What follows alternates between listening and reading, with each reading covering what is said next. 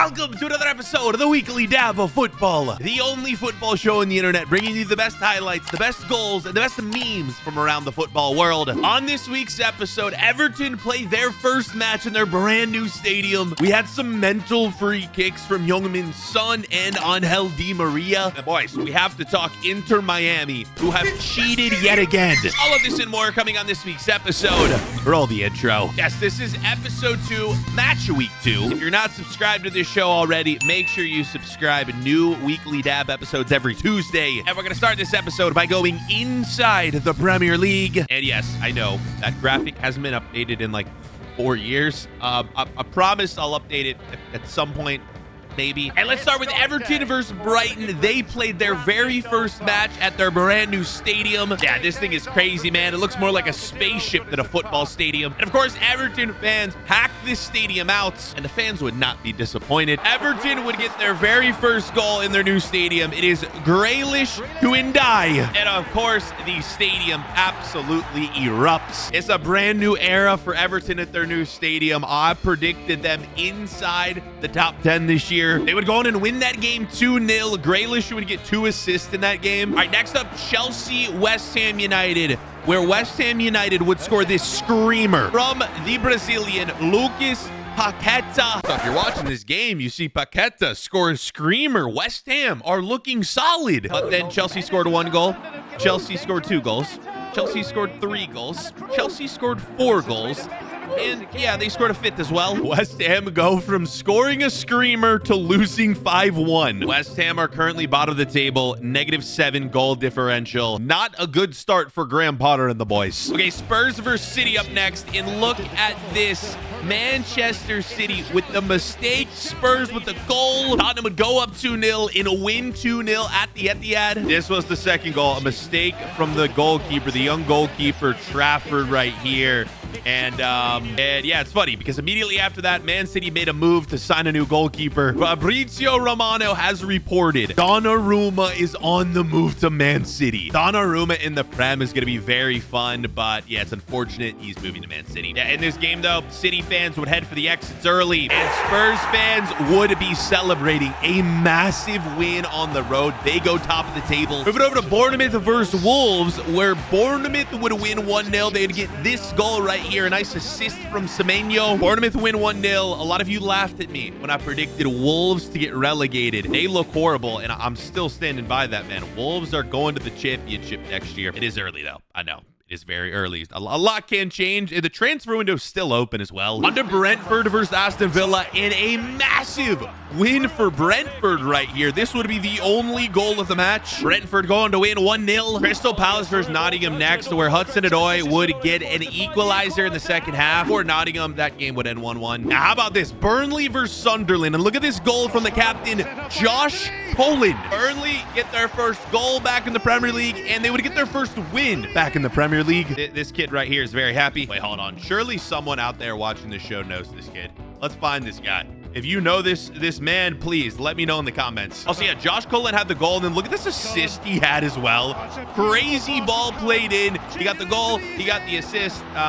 Good finish right there. Burnley win 2-0 over Sunderland. Something wild happened in this game, though, if you didn't watch. In the second half, the game had to be delayed because the lights at Burnley Stadium got stuck in disco mode. The ref had to stop the game and explain what was happening. Lights stuck in disco mode. I swear you see something new every week in the Premier League. Okay, Arsenal leads next, and this happened pre-match. The man Eze, the new Arsenal signing, made his way into the stadium, showing himself off to the fans at the Emirates. Yes, he would not make his debut this week because obviously the transfer was just made. I'd assume he'll start in the next week or two for Arsenal. Acquired for 91 million. What do you guys think about this move for Arsenal? Is it a good signing? Is it going to flop? Is it going to help Arsenal win the Prem this year? To be honest, they didn't even need him this week. Arsenal won 5-1 over Leeds, and this man scored his first goal for the club, Victor Gyökeres. It was a great run as well, and a great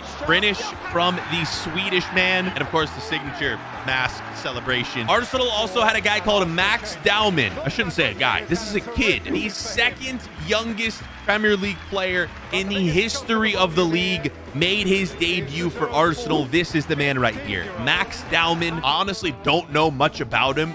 In the comment section, let me know about this kid. Is he going to be a beast, or what's the word on this guy? And the last Premier League match of the week we got to talk about, United versus Fulham. This game was interesting to say the least. So we had a questionable penalty call given to United for this right here. Players just being shoved down, falling over. I really don't even know what happened. It was for this grab of Mason Mount, though. A penalty was given to United via VAR. Very questionable. What do you guys think? The penalty would be given, and ball don't lie, I guess, because Bruno Fernandes would send this one into the sky. Yeah, that is very tough scenes for Bruno. United would go up 1-0 in this game, and then Fulham in the 70th minute would equalize right here via this cross. A 1-1 draw in this game. United still without a win in the Premier League 2 weeks in. After match week 2, Arsenal, Tottenham, Chelsea top of the table, and then Brighton, Wolves, and West Ham at the bottom.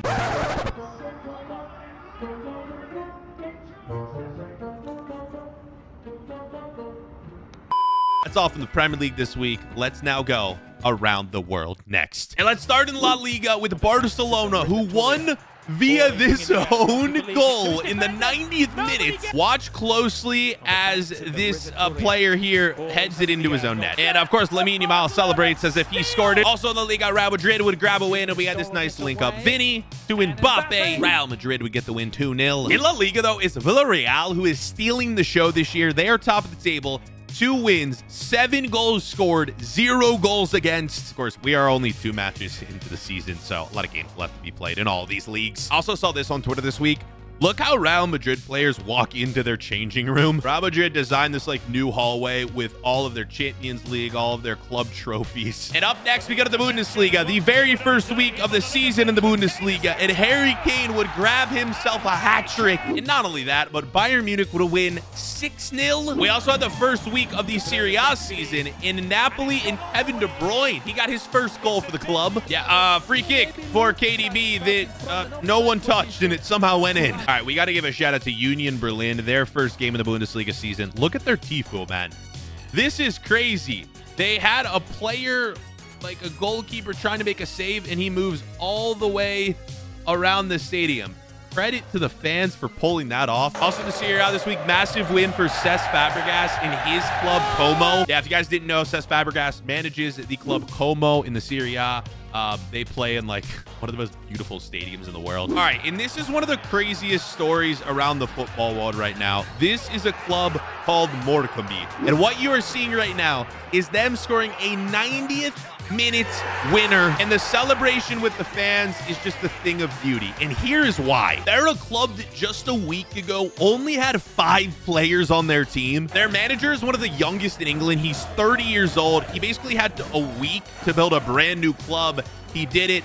They got this win in extra time. Honestly, just incredible scenes. Morecambe, I hope I might be saying the club name wrong. If I do, I apologize. But like, wow, unreal. Do we have any fans out there of the team? Let me know more information in the comments on these guys if we do have a fan out there of this club. Up next, though, we are going 60 seconds in America. All right, and we teased this in the intro. Let's start with Inter Miami, who were caught cheating this weekend. Okay, so basically, this is Miami's head coach, Javier Mascherano, a former Barcelona legend. So basically, he got red carded in this match. He didn't leave the stadium, which I feel like when you get red carded, you got to go. You got to get out of the stadium, or at least go to the changing room. He stayed in the stadium, went to a suite, and then used his phone to call the assistant manager who took over for him and is giving him tactics. Now, I don't know about you, but I feel like if you get red carded, 1, you definitely have to at least leave the stadium. And 2, you definitely shouldn't be allowed to stay in the stadium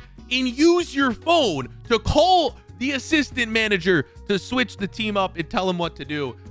Honestly, how is Inter Miami not banned from the tournament after this? They caught it on camera. It was so clear as well. Here's the assistant manager who took over for him on his phone talking to Javier Mascherano. I swear it's because Inter Miami. They have Messi. They have all these stars, and they get away with everything. It is, it's not fair to all the other clubs, and it's a really bad look on MLS, man. A very bad look. Yeah, Inter Miami would win that game. It was actually in the Leagues Cup, so that game helped them advance to the semifinals of the tournament, and they knocked Tigres, the Mexican club, out of the tournament. Crazy that they didn't get banned from the tournament for that. That is one of the most mental things I've seen in a while in football.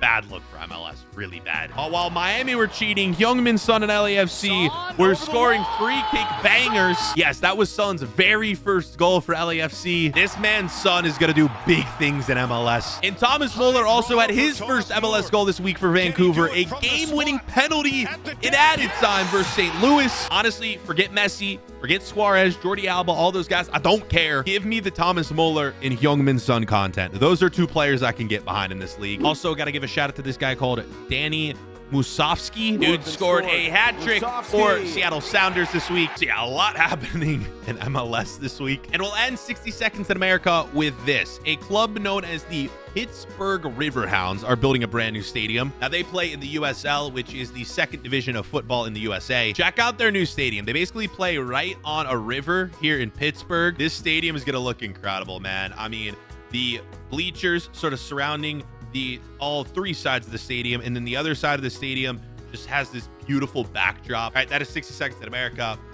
My rant on Inter Miami probably pushed this well over 2 minutes, if I'm gonna be honest. All right, next up, boys, our goals of the week, and we have a lot of goals this week, so sit back and relax. Let's get started. Now we're gonna start with this one, a free kick from Di Maria. I'm about to click play, and you are gonna see just a stunner. I mean, watch this. Di Maria.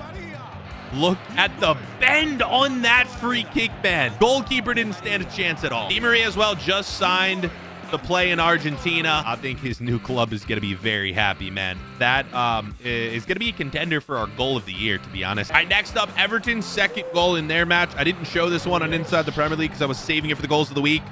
It is Gardner who smashes that one in from outside the box. Yeah, I feel like it's a really fun time to be an Everton fan right now. You guys have a lot going for you at the moment. We did show this one in Inside the Premier League, but I'm going to show it again. Goals of the week. Paqueta's goal versus Chelsea. Yeah, I'll put it in here just for you West Ham fans, man.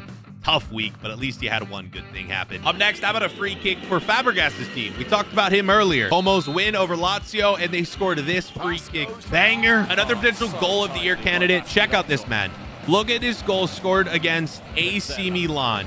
The scissor kick finish. AC Milan stunned in this one. They ended up losing. Let's head over to the championship. How about this goal from Leicester City, man? Of course, they're going to try to work their way back up to the Premier League this year. And even though Inter Miami cheated, they did score a goal this week that gets put into the goals of the week. This one was very nice. That is all from our goals of the week. Remember to send me your goals on Twitter, on Instagram. Up next, it's time for meme mode. All right, this is one of the best memes in football at the moment.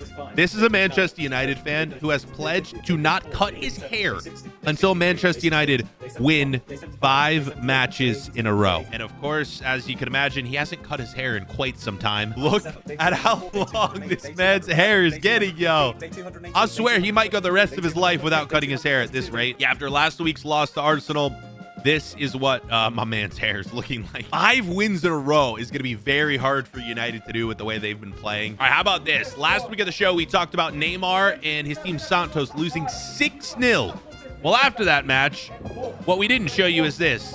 The supporters basically surrounding Neymar and the team, and actually don't know what they said to them because it's all in Brazilian, or all in Portuguese. It's crazy, these South American teams, like how much influence their fans have, where the club will literally let the ultras talk to the players directly face to face. I saw this on Twitter. This is one of the funniest things I've seen in a while. Basically, there's this guy who owns the Celtic Twitter account and does nothing with it, but he tweeted Celtic and said, sign a winger and I'll give you this. All right, up next, some of the best skills I've ever seen without using a football. Roll the clip.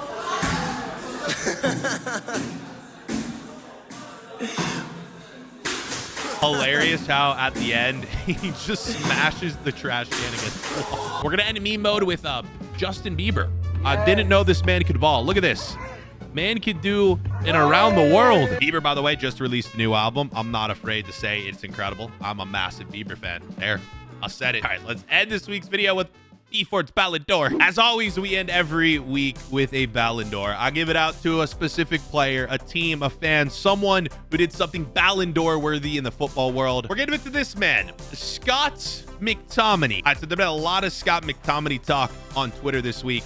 This is a picture taken from the first game of the Serie A season from Napoli. Scott McTominay scored in this game, and I'm giving him BFord's Ballon d'Or just for his overall glow up. Dude went from the failing club Manchester United. He went from a very mid-tier player, now playing for Napoli, now in the Ballon d'Or hunt, like the actual Ballon d'Or, not just BFord's Ballon d'Or. This man has truly done a full 180, living his best life in Italy. Scott McTominay, man, the definition of aura right here. Hope you guys enjoyed this week's episode of the Weekly Dab of Football. Click to watch the full series playlist. Make sure you guys subscribe, and we'll see you next week.